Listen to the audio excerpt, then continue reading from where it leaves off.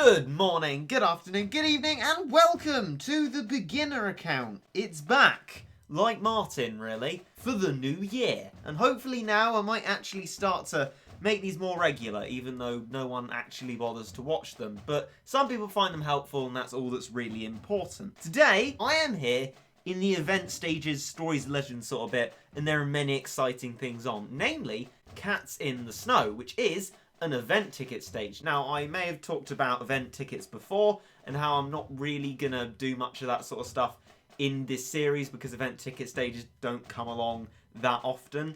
But it's important to know that when they do, you really ought to try and do them to the best of your ability.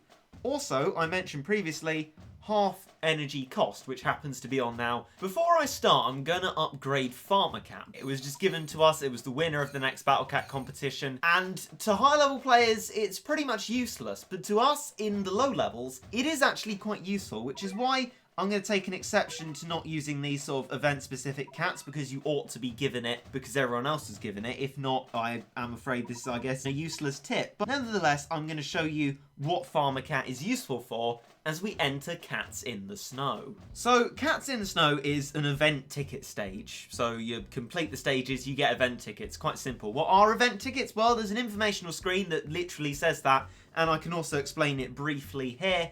What you can get from them is the little cats, which can be very useful when true formed later on in the game. You can also get lots of power-ups and items, which is one of the most important things about it, really, because doing daily stages is actually relatively quite a bad way of getting items. What you really ought to do is do these event ticket stages as much as possible so that then you get a lot of event tickets and therefore a lot of items. And also through these event ticket stages, unlike daily stages, you can get treasure radars, which is also really useful. Instead of buying them with cat food, you can get them through event stages. So whenever these event ticket stages are on, make sure to do them. Just make sure to do the most difficult one you can, because typically they're all the same amount of energy, and the most difficult one you can do, that will give the most event tickets on average per time you complete it. And the more you have, the more items you get, and that's really the best way to source them.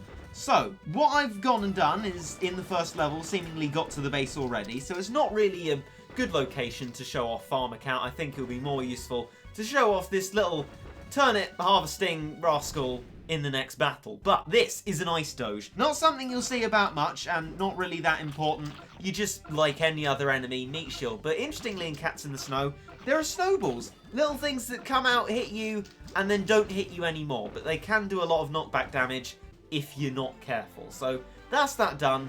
And now to actually properly introduce Harvest Cat. So the great thing about Harvest Cat is that it gets more money than other cats do from defeating enemies. So a really good thing to do is in battles like this is to start off by putting out a Harvest Cat, because it will generate more monies than if you just killed these enemies at the start, the peons, the little squishy things, with any other cat. This is going to make a lot more money for you and allow you to upgrade your worker cat more quickly. It's just a really great way to start battles in the early game, and it's something worth noting if you have Farmer Cat on your account, that it can be very useful for this sort of thing.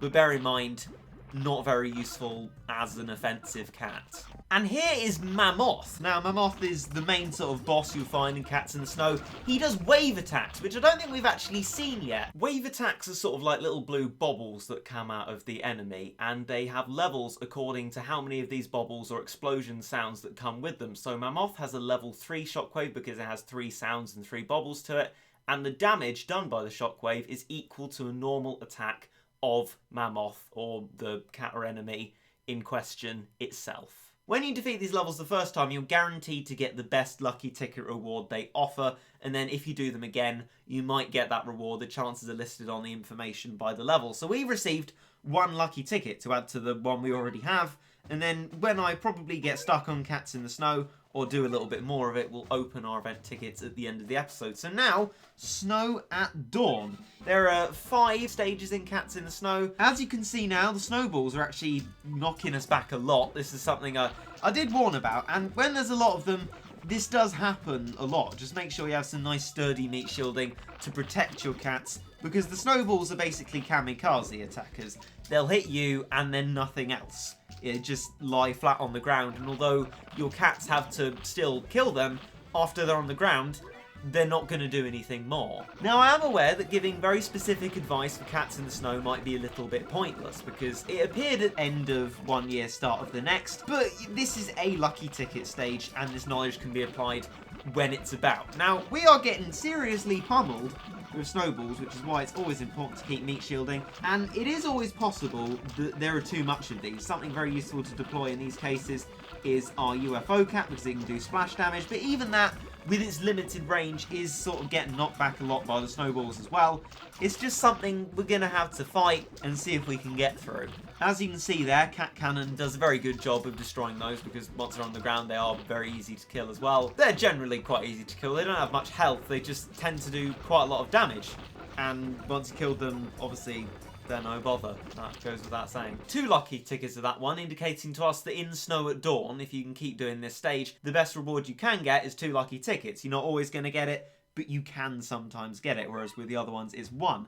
And they're still the same energy cost, so again, hardest stage you can do is the best one to do. Now, Buddha of Romance, I suspect we'll probably get stuck at this point. We don't have much energy left anyway, but actually, that sort of factors quite well into what we're going to be doing here. Short distance between the bases on this one. I'm going to start off with a tank cat and a farmer cat. Although, actually, I've named both of them wrong. It's technically a wool cat and a harvest cat, but if I get one of the cat's forms names right, I'm sure you'll know what I mean. So we're greeted by a Sir Seal. What's good against that? It is, in fact, a whale. I've actually swapped out Brave Cat for a harvest, which might actually not be a very good idea. Brave Cat was good against red enemies, but I think with meat shielding and damage, we're still going to be alright. Not really the same level of peons as before, so Farmer Cat isn't going to have as big of an advantage.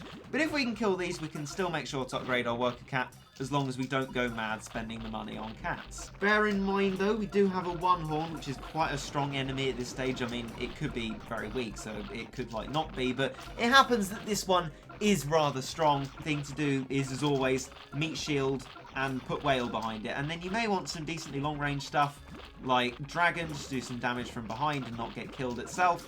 And yeah, that's just what you want to keep doing. Keep meat shielding, and if the one horn never gets through your meat shields, he'll never kill the cats that are doing damage to him, and he'll die eventually. We're actually being rather helped by the snowballs coming in here. It's always important to bear in mind that enemies coming to kill you isn't necessarily always bad. Sometimes they give a much needed injection of cash into the battle, though in this particular example that's actually a moot point because of how tiny an amount of money that snowballs actually give you when you defeat them. Farmer Cat might obviously not be the greatest against snowballs, but as a general rule for putting it at the start of battles, quite a useful thing to do. Now, the wave attack on this mammoth is a lot stronger. Bear in mind, that's not because the level of the shockwave has changed, it's still level 3, it's because the magnification strength of the mammoth has increased, so its normal attack is stronger, so its shockwave is stronger. We need to do some form of damage before we just get completely obliterated, which I fear we will anyway, because it's probably not going to be manageable. And Valkyrie is dead. I think, although I will persist and try, this is very much the end for us, and there is not much more hope. This level is probably too difficult for my level of cats and my ability level, but that's fine. We can go to the level before it. That's the most difficult one we can comfortably do. Do that one and keep getting some event tickets from it. Very good advice that is given in Battle Cats is not to meat shield when you're fighting a shockwave enemy. That is good advice because your meat shields will just get shockwaved, and thus all your other cats in the range of the shockwave get shockwaved as well, which just seems unnecessary. So really what you want is as few cats on the field of battle as possible when fighting a shockwave enemy. But we got to also bear in mind that we've got snowballs bearing down on us, and these sort of levels create a crisis of conscience. Do you meat shield for the snowballs and stuff like that, or do you not meat shield for the wavy enemy? I think in either case, we're probably going to die anyway, and even if I manage to do this level, it's not something that I'm comfortable farming over and over again. Oh, look at that. Nice. Well, I mean, if we get to be able to do the level, that's great. But again, as I said, not going to keep doing that one, but it has worked eventually. Okay, it's time to explain away some of the things that I didn't explain properly in the previous video, the energy ad and the energy rate, which I didn't go into explaining at all. So the statistics are, the ad appears if you're 10% energy or under, so that will be 46 for me, so it's under 46. I'm being given the energy recovery ad. and it gives you 20% of your maximum energy. So if I click on this, it's offering to give me 92 energy back. Now if I click yes and watch the video, I'm going to get that energy back, and that's exactly what I'm going to do. Yes. Okay, well, here's a good example of where it doesn't work. Sometimes it does that. My phone is connected to the internet, but sometimes it will bug out. I don't know why, but it does. Luckily for us, although it would have given us 92 energy back, we've almost got enough energy to do Sleeping Lion, which is what we need to do to complete the first Stories of Legend subchapter, The Legend Begins. And when we've done that, we get given all our energy back, because when you complete a little subchapter of the Stories of Legend or event stage, thing like that, you get all your energy given back to you. That's what I'm going to do. Take advantage of the half energy cost, do it for 45 energy, and get all of my energy back for some farming. Now for energy rate, like there's not really much I can do to explain this, but here's the maths of it. When you get 100% treasure in a chapter, the rate decreases by 10 seconds. So at the start of the game, it takes a minute to get 1 energy, and once you've done all 3 of the Empire of Cats chapters, it takes 30 seconds to get 1 energy, and that's currently the fastest rate of energy gain in the game. So get your energy treasures, really. Now the first subchapter of Stories of Legend is luckily more straightforward than Buddha of Romance, so we're probably going to be fine here. Destroy the base, get all our energy back, and of course 30 cat food. You also get 30 cat food when you complete Stories of Legend subchapters and event things. When I say subchapter, that mainly applies to Stories of Legend, but it's basically the sort of bar which might be red, purple, yellow, orange, all these sorts of things. Basically, that thing means that if you complete everything in that thing, you get your energy and cat food. There is an exception to that where you can complete an event and then it lets you continue on to another thing, because you get the 30 cat food first and then it lets you continue. But other than that, that's how it always works.